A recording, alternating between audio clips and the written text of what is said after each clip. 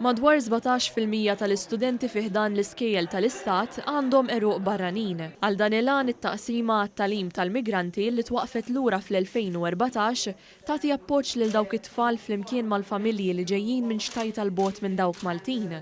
F'dawn l-aħħar 3 snin din it-taqsima laqgħet u rreġistrat kważi 1800 student biex ikollhom aċċess għall-iskejjel tal-istat. Fil-Ħamrun ġie inawgurat bini ġdid fejn it-tim fih dan it-taqsima għat-talim tal-migranti ikun jista' jħabbrek biex ikun ta' sostien fil-waqt li jkompli jilħaq mir internazzjonali u Ewropej. Qed inkomplu insaħħu u nibnu fuq dak li dejjem xtaqna naslu għalih, il-viżjoni li nkunu inklusivi u nkunu dejjem frontliners fejn tidħol sistema edukattiva.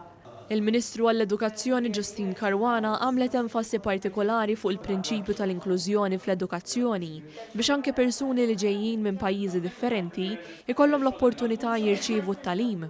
Talim importanti, talim b'mod differenti iva, imma illi huwa targeted huwa bżonjuż għal tfal illi ġejjin minn pajjiżi oħrajn. Hawnhekk ukoll nagħtu support u sosten lill-ġenituri, lill-familji ukoll biex ikonna tisħiħ ukoll tal-inklużjoni u tal-integrazzjoni mhux biss fost it-tfal imma wkoll anka fost l-adulti.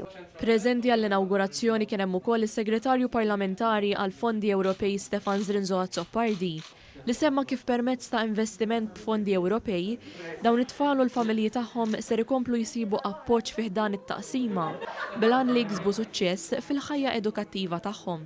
Hawnhekk qegħdin naraw proġett li permezz tiegħu tfal u żgħażagħ li ġejjin minn pajjiżi terzi ikunu jistgħu jiġu mejjuna ħalli inżidulhom il-possibilità tagħhom li jkollhom tagħlim b'suċċess fis-sistema edukattiva tagħna.